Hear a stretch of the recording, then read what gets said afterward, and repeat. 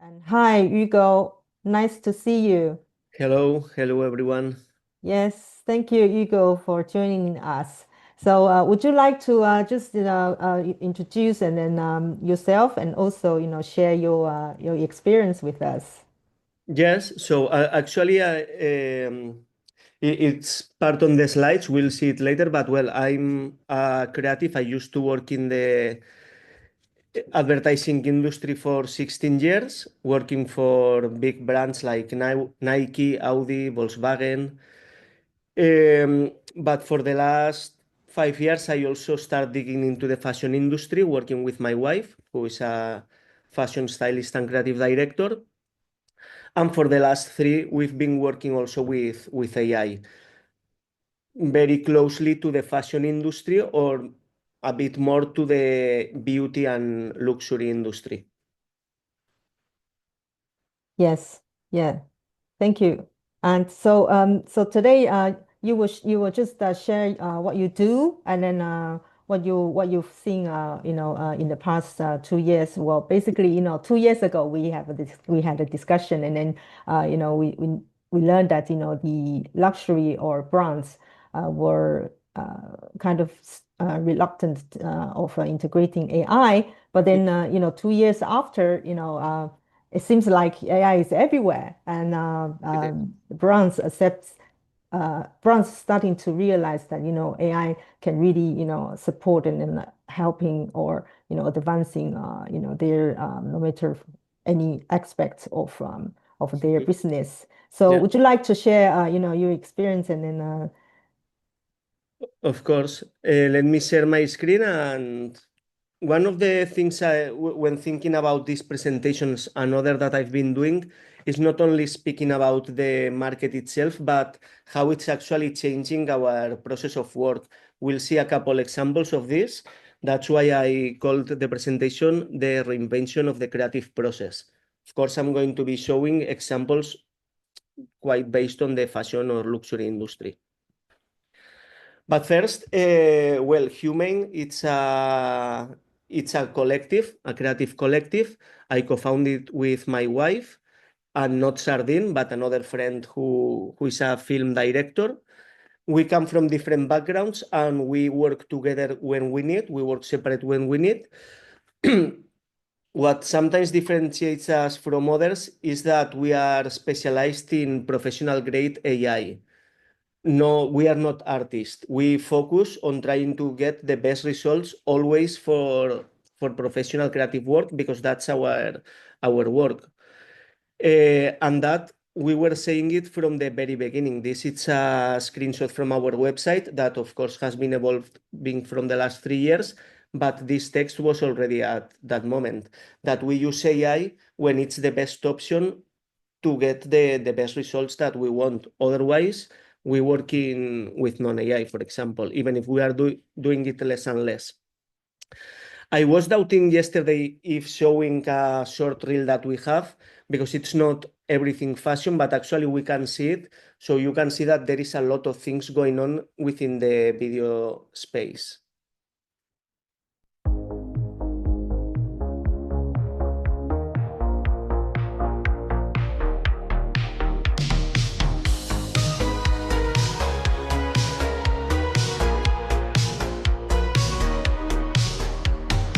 Neon lights flash bright. Corrupt cops control the night. Heroes rise from shadows deep. City's heart will no more weep. Sirens echo through the air. Justice called, they can't compare. Nightfall fast, it's do or die. Future's in our hero's eye. Fight the power, dark and cold. Old hero breaks the mold. City's hope in hands so bold, bringing back the heart they stole.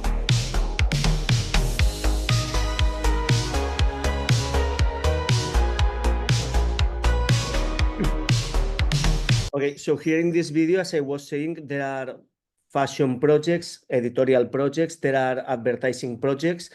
personal projects that we do sometimes testing, and even some mistakes that we get. There is only one clip about mistakes, but mistakes when working with AI video, it's the 80% of your time, getting weird things that are completely broken. So I always like to have a small hint of this on the on the reel. But now let's see actual projects, okay? I will be showing one which is photography project, and the others are videos from different clients. First one is actually the third project we did for Vogue with AI. And the story here is that nearly 2 years and a half ago, we went to an exhibition at the Louis Vuitton Foundation about Basquiat, and it inspired me to do some AI visuals, which were not at the level of realism that we can get now. Okay, but my wife was nearly for 2 years saying that she wanted to do something with them. So at some point, she partnered with a high-end photographer friend from us back in Paris, and one of the production companies she worked with, and they bring these AI images to life. So the image on the left, it's AI. The image on the right, this one, it's real photography, completely inspired by this. The funny thing here is that when we told Vogue and the brands that we wanted to use about the project, they were not understanding this because they thought this was a real campaign already and that we just wanted to copy a campaign. And they were like, okay, we cannot do this if it's something that it already exists. So first of all, they were not understanding that this was AI. They were not that used. I mean, I can differentiate it instantly, but they didn't understand that. So at the end, they agreed, they liked the idea, and they did, I don't know, like 70 pictures. I mean, they published a lot, which usually it's not the case. The thing here, of course, every time it's one, they were not exactly copies, trying to do every picture the same, but it's always some AI, some non-AI. And even the weird things, the weird text that we were getting here, for example, with the AI, they reproduced it with the makeup artist here. The thing here is that the process, we've been using it actually for many professional projects. This was an editorial project, but it was the same, is that right now we can use the references we create to explain exactly what we want to achieve. Even the models that we were using in the AI editorial, let's say, we looked for models similar to them, like in this case, albino people. Some of them were makeup, some of them were real albino, like this girl. It helped us building the set design to explain a story.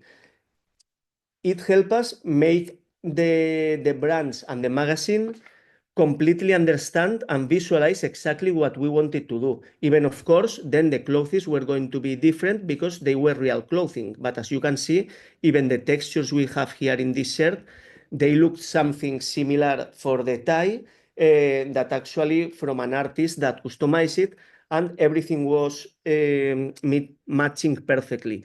The initial idea was to publish only the real pictures, but the magazine and the brands loved so much also the AI pictures that they published everything.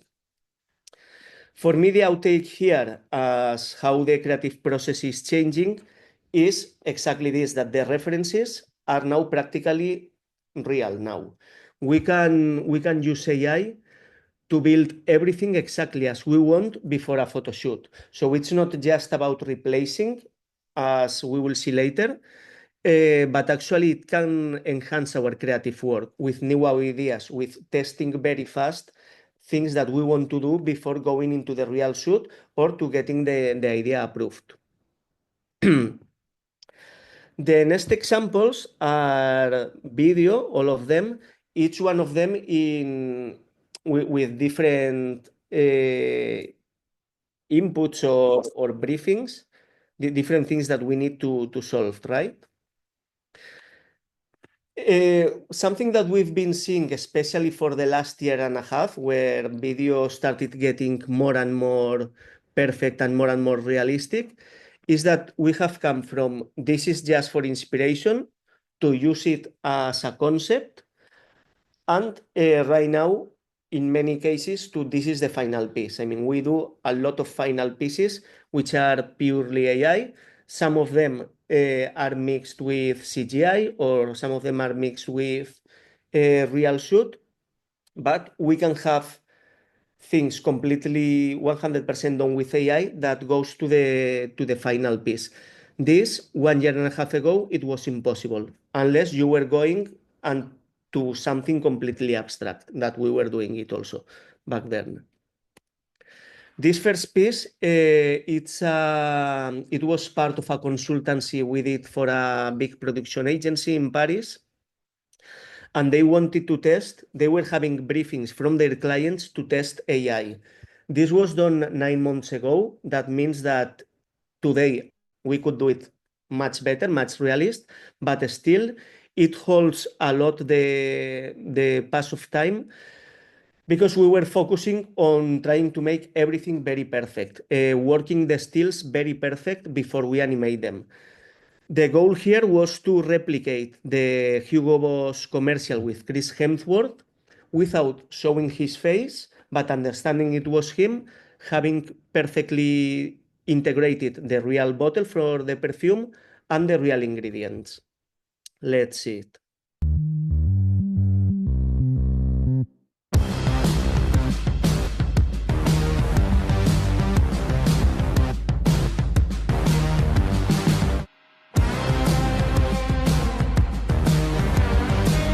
Boss bottled, the new elixir.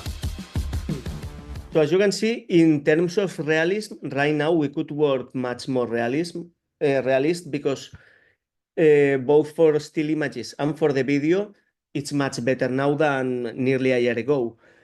But still, the level was the level we could achieve, both ourselves and anyone working, was pretty high already. Now again, it's much higher.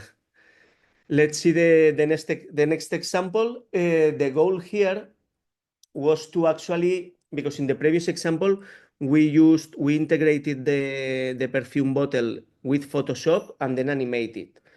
It works perfect. I mean, it's a technique that we can still use, but the goal for this next one was to actually make the bottle with different techniques, also with AI. Okay, so let's see it. Andai locura sei tanto, miracoli sangue tengo. Andai locura sei tanto, yama shokano. Torima li Shanghai, Nikore sutamaranai, Shokenu si bandai, koremsai, ai, lito sha marukendo. One very important thing for us in this project was to actually test not how to integrate only with AI, no Photoshop, the perfume bottle into the piece, but also to test camera movements to see how far we could go while keeping the perfect bottle. Because real commercials are not static with just soft movements, which is what most people are doing, because it's what usually seems possible. But actually, with different tools, we can get very high-end results with weird camera movements or stronger camera movements without breaking the real bottle, proving once again that it's already possible right now to work purely AI. Of course, the rest of the art direction, we wanted to be quite dreamy, the girls, the setup, everything. We wanted to go quite far in what we were showing, but it was super important to keep perfectly the bottle in every shot. Otherwise, as I was saying at the beginning, if it's not completely perfect, we cannot use it, because that's the reality when you work. This is not art. This is meant to be a commercial project. The next one, it's a short clip. It's 15 seconds only. The bottles were integrated in with Photoshop and then animated with AI. The thing here is that the level of realism for all the visuals was the hardest part to get, but that you can do it somehow in a different way. But then the animations, if you were trying to do this with CGI, for example, it would cost you a lot of money. And animating this piece with AI, it's very easy. Of course, the visuals are made with AI also, and to get approved the main visuals and the art direction was the thing that took us some time, because then animating this was nearly 1 hour, probably.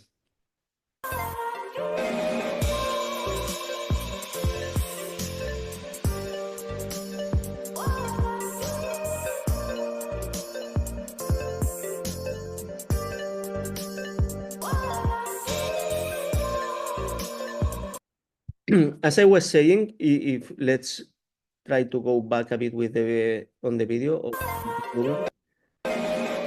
Let's see. Trying to get all these visuals perfectly realistic. Here, when we see it here on the presentation, always loses some resolution, and when you animate this, always loses a bit more resolution because the video is not as perfect as the still image right now.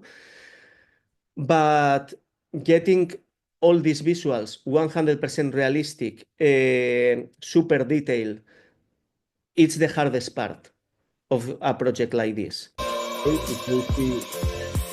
Oh, sorry. I can stop it here. Okay, but all these flowers, just to try to make this in real life, it would cost you probably a lot of money, but especially a lot of time and the impossibility to do some things. So if you try to do this with CGI, with 3D software, it would take too much money, too much time, that probably you will never do it for just a 15 seconds piece. You would do it for a big campaign, something like that. But right now, this is opening us a lot of new creative opportunities. That's why I'm speaking about this shaping in our mindset, in how the creative process is evolving. Because once you start knowing the possibilities, not everyone knows to be super technical and knowing how to do AI. But knowing the possibilities, it's very important to go to the next step and to start thinking in a different way. That's why many agencies, many fashion brands, many beauty brands, sometimes they are hiring whole teams of AI experts, but sometimes they just need one person to know what's going on. And it doesn't mean this person needs to do all the work. This person just needs to know what are the possibilities and how to work with AI so they can hire the best artist to do the work. And last piece, unfortunately, I cannot show it, but it's just because this was for L'Oreal and Victor and Rolf internal annual event. So this was mostly about marketing. But the interesting thing here, and nor we, the production company, or even the client, knew if this was going to be possible to do at the level we expected, but we went 100% on it. We created a lot of AI visuals, like this small thing that we can see here, because we created a whole world, a dollhouse for Victor and Rolf and L'Oreal. We animate them and then we shot the people on a studio. The thing is that everything we animated with AI, we track it with 3D software. So we were recording it with this robot where the camera was attached to follow exactly the same movements that the AI shots were having. So instantly we were integrating them. We were seeing it live, how people were placed exactly in the world that we built.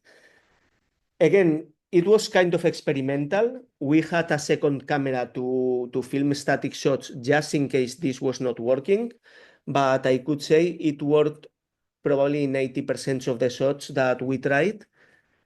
So this gives us a new creative possibility that this was possible to do with CGI, with 3D, but not with AI.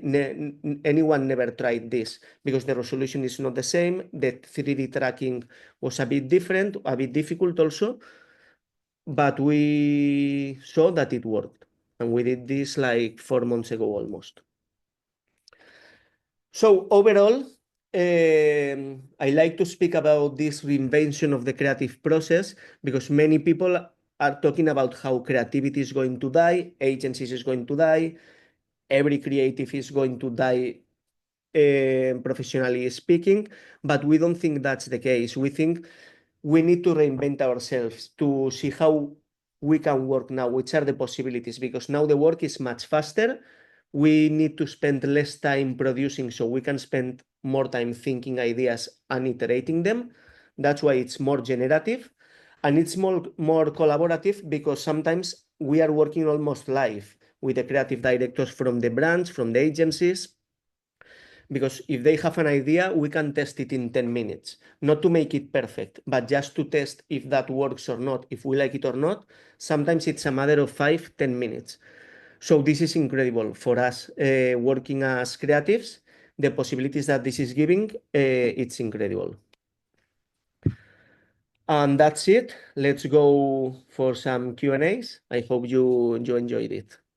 Yeah, thank you. Thank you, Hugo. Wow, this is very exciting because when you explain and then you mentioned about your thoughts and then your experience, I think AI, because now AI is very it's almost everywhere. And then AI actually is a tool, but then we do need the human touch and human input to make it, what we really want for the results. And I think this is really exciting. And as you said, that we don't need to scare or fear AI. We need to know is how we utilize it. So this is really important.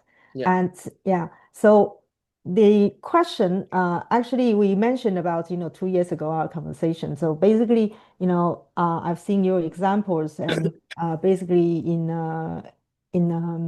VivaTech 2025 expo that I've seen, L'Oréal did a lot of experimental with like Google, Gemini, and all sorts of AI tools, and with artists and things. So I believe that brands are really starting to to utilize AI tools and then to create more possibilities. But I would like to know is through these years, what do you see the key shifts that bring brands to use AI through all this time?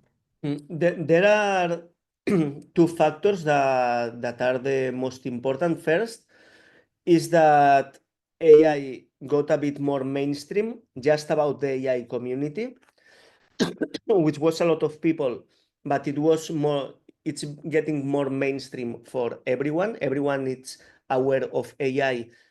And we have been seeing like actually people is not rejecting AI. So that was very important for the brands to know the sentiment for the general audience towards AI. And then, of course, that AI is getting better. The results that you can get are more realistic. We can integrate better the product. We can do really amazing visuals that when you upscale them, they have really high resolution and they work pretty good also on video. So these two things are the things that why the brands are getting more and more interest. I mean, they knew this was coming, they knew this was happening, but they were a bit holding. That's why during the last year or the last year and a half, we were working a lot in consultancy. Now we are not doing consultancy anymore, we are doing real projects because we were testing last year and the previous one. Now we are doing projects all the time. Yeah, okay, thank you. Yeah, that's really, really exciting. And so we have the questions from the audience. So the first one is that, well, thank you for sharing your experience and insights. So what AI software do you use to create such content, or did you made a tailor-made AI for this purpose? And any insights on prompts Yeah. used to create such a realistic visuals? Okay, so we can start with the prompts. For prompts, the only important thing anyone needs to know it's to use a structure and use always the same structure. Keep it as simple as possible. Try to learn a bit which things actually don't do anything, like writing 4K, high resolution, all these things do not work. They don't do anything on the prompt. A basic prompt structure, it's what you want to do. If it's a photograph, if it's an illustration, if it's a 3D asset, that's super important to write it. Then what's the subject? A man, what's he doing? Holding a glass of water, for example, the location in his living room, and then anything related to the artistic styles, the kind of light that I'm having, if there are bokeh in the background, for example, blur background, if it's cinematic, if it's black and white, everything that you need to do. If you use this basic structure, that's the best way to start. Then you can start knowing more and more, of course, and keep adding things. For the tools, for image generation, we use basically two tools. One is Midjourney. The second one is Flux. Well, second one is through FreePic or through Crea. Even we like more FreePic. You have different image generation models, which are more realistic than Midjourney, but usually they look worse. So the thing is that depending the visual you want to do, you try actually both techniques, because sometimes it's better one of the other. We use both things, and the same goes for the video generation. We use our favorite ones are Clink, VO2 and VO3 from Google. Higgsfield, we like it a lot. It's the one we use for Dior. For example, for the camera movements, it's super easy to use and works very, very good. And then there is another called Arcana Labs, which has some features that were only available in Comfy UI. That means super complex workflows, and now it's been made easy. The important thing here is to know, not to know every tool on the market, because most of them are not that different, but to identify a couple of them, both on image and both on video, with that works better for specific things. That gives you the ability that for every project, we usually start testing everything for every tool, for every image we want to do, for every video we want to animate. And instantly you recognize what is going to be working better. Many times we know which one is going to be working better, but we always test just in case, because they keep evolving. Yes, yes, definitely. Yeah, always have to, test and then prepare, well prepare. Okay, thank you, Hugo, for today. And so we hope to talk to you more. And then we've got more questions from the audience, but I will just send it over and then just pass on to our audience afterwards. And thank you very much for today. Okay, thank you. Thanks to you for having me. Bye bye. Bye bye.